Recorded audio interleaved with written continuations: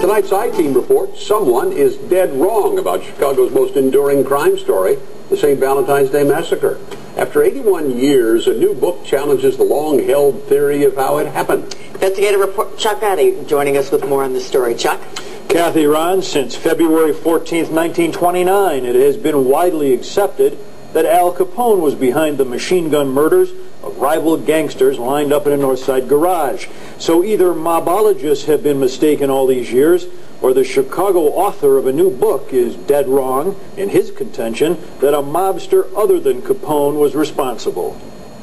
Chicago, 1929. For decades, Hollywood has validated history's educated guess that Al Capone called the shots on St. Valentine's Day. It's all set for this Thursday, Mr. Capone. In real life, 81 years ago, Capone's Southside Italian gang was in a bootlegging war against the Bugs Moran Irish gang on the North Side.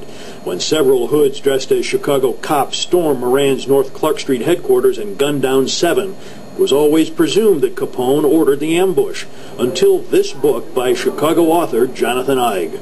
Well, I think we've solved the Valentine's Day Massacre. Eig says this letter from the FBI archives proves Capone had nothing to do with it. The letter, written 6 years after the murders by state highway employee Frank Farrell, was sent to director J. Edgar Hoover. Farrell claimed this man actually led the hit squad, William White, better known as Three-Fingered Jack, and that he was motivated by revenge for the Moran gang having killed a relative. I think everything about this explanation that Jack White was committing this crime in revenge for the death of his cousin makes a lot of sense, and it all checked out. Every fact that was contained in this letter that I found in the archives, every fact checked out.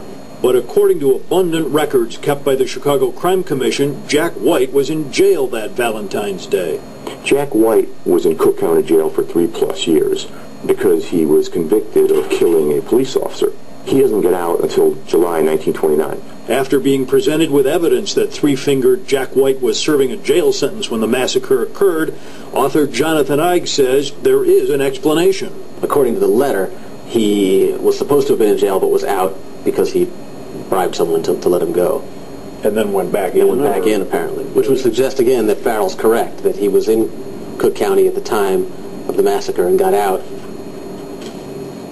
precisely because he needed to commit this crime. So, although not in his book, Eig says Jack White conned his way out of jail to avenge the death of his cousin, a murder committed by Bugs Moran.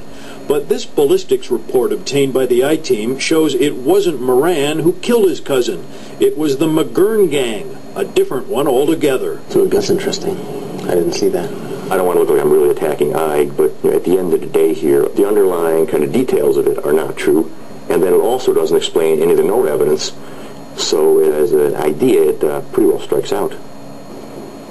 Well, the new biography offers wide-ranging details of a government crusade to get Capone. What has attracted the most attention is the author having fingered a new mastermind of the St. Valentine's Day Massacre.